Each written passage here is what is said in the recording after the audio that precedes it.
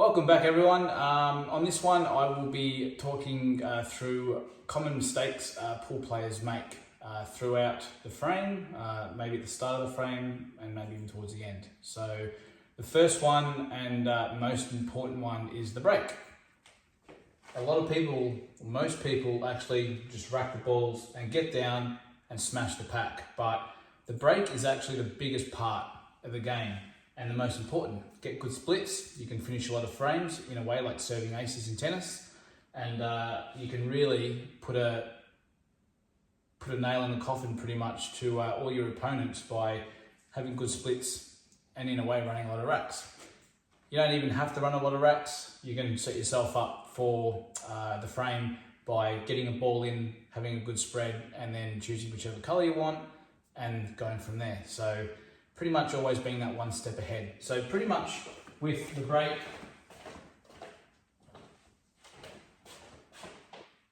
really concentrate on hitting the front ball and put everything you can into the break. All right, you don't have to have 100% power, about 90%, 80 to 90% power, and then try and time it and then practice. Don't just get down and smack the pack. Really concentrate, and if you're not good at it, practice it. So again, if you just get down and hit the pack and a few balls go everywhere like this, all right? Breaks like this are very hard to run racks, all right? If you really got into it and then balls spread out a little bit more, all of a sudden you can see that the game can become a lot easier. So from now on, if you can, number one, try and really concentrate on the breaks. And one thing you can do to practice your breaks, if you're not sure, put all the balls aside.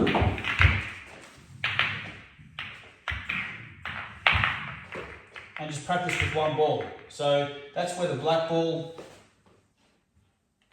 goes, and that's where the front ball goes. Take away that. That's where the front ball goes on the triangle. And then just practice hitting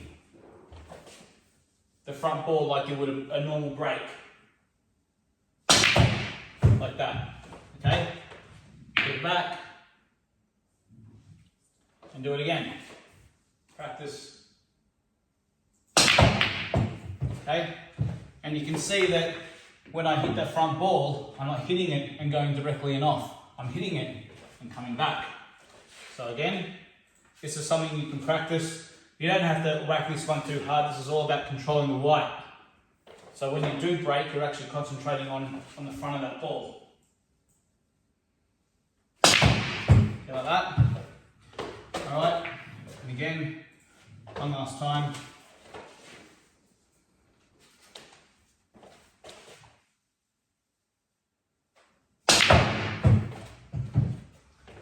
So that there is a good example on how to practice your breaks. Number two, after the break,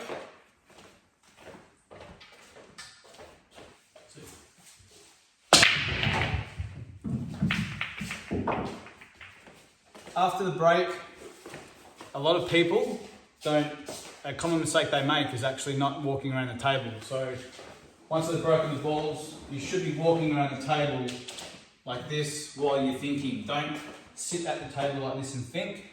Always walk around the table. And by walking around the table, you will see different options with shots. You'll see if balls can pass, and sometimes I even like to get at this end of the table, like what you're watching now, because whenever you watch snooker 9-ball, 8-ball, you're always watching from this view. So sometimes I actually like, after I break the balls, I like to come down to this end, have a quick look, because it's sort of what we're all used to, especially watching at home, TV, on your phone, iPad. You're always watching from this view 99% of the time. So sometimes this could actually make more sense by coming down this end of the table and having a quick look, but always do laps.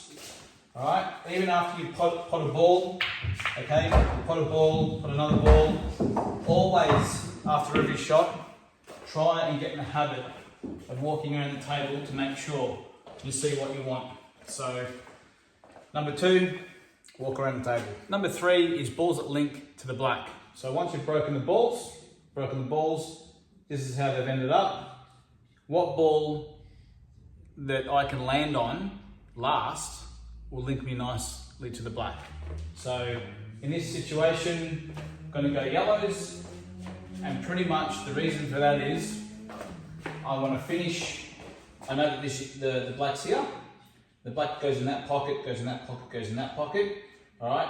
If I were to finish on reds, if I were to pot out on reds, I could probably even use this one for my last, but because the dead red over there, reds are a bit harder, and in this situation, I'm going yellows, and this would be the key yellow that I would keep till last, because I could roll this in and it links me nicely to the black. So whenever you break the balls, always find where the black is.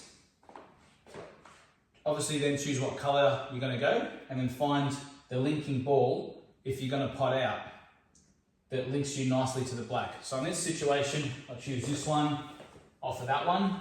So again, see how I'm walking around the table, like what we said before. I want to be nicely on this one here, okay? So again, that, and then from here I can stun across.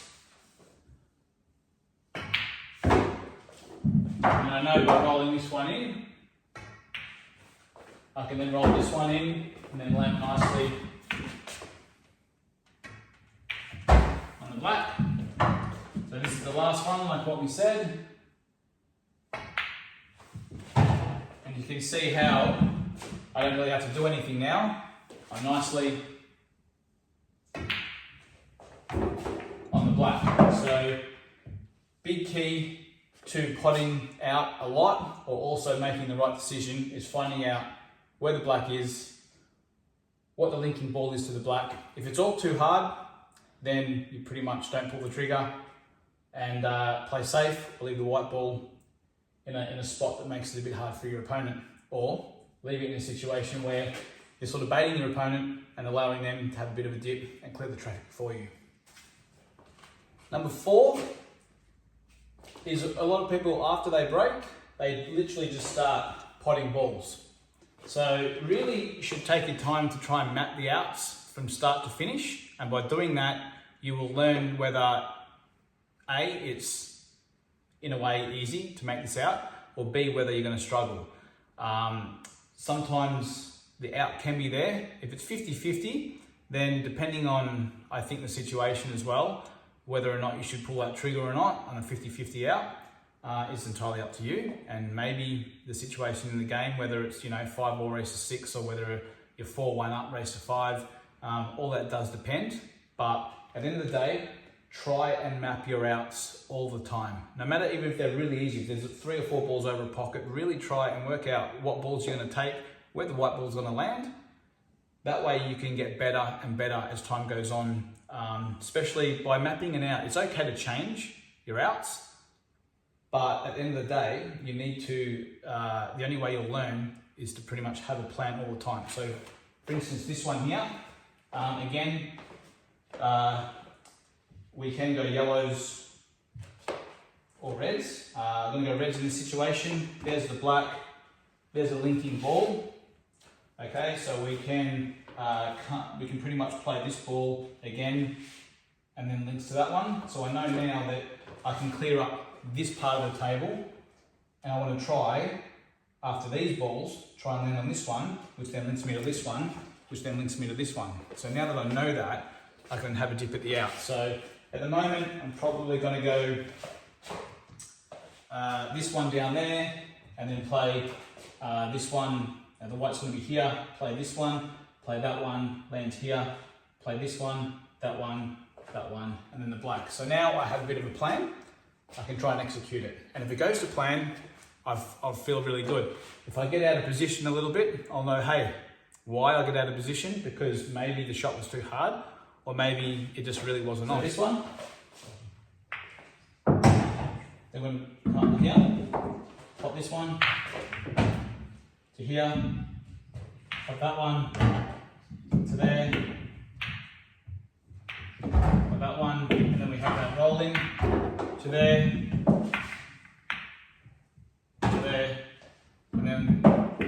it links to the black.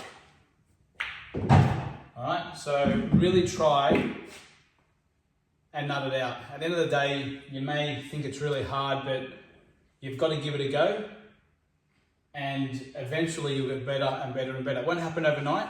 It takes months and months of doing this, and it will become a lot easier. Even if it takes you 10 minutes to work it out, that's fine, it's practice, that's what it's for.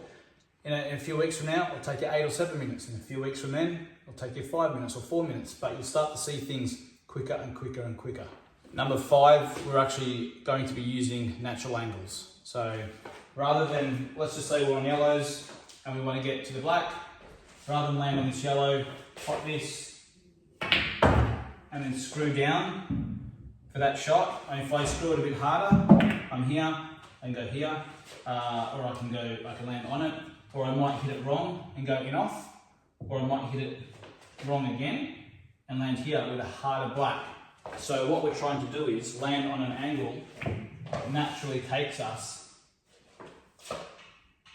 up the cushion to this spot anyway. Alright, and you can see that all I had to do then was roll that in. Again, just rolling it in. And the good thing about this is no matter the score, 5-all, 6-all, you know, if there's a lot of pressure, all you're doing is rolling balls in naturally. So I'm rolling that in, I'm off the cushion and landing here. So wherever my last ball is, I want to make sure I have the angle that I can just roll that in and land nicely on the black. Not land too straight. You can land this side as well and come off the rail, but the problem is this way, you're actually flirting with danger to going off again. All right, but if you come from here to here or here, you're flirting with that middle pocket. So what you can do is come a bit wider, but you're leaving yourself a longer black. So rather than be high, be low.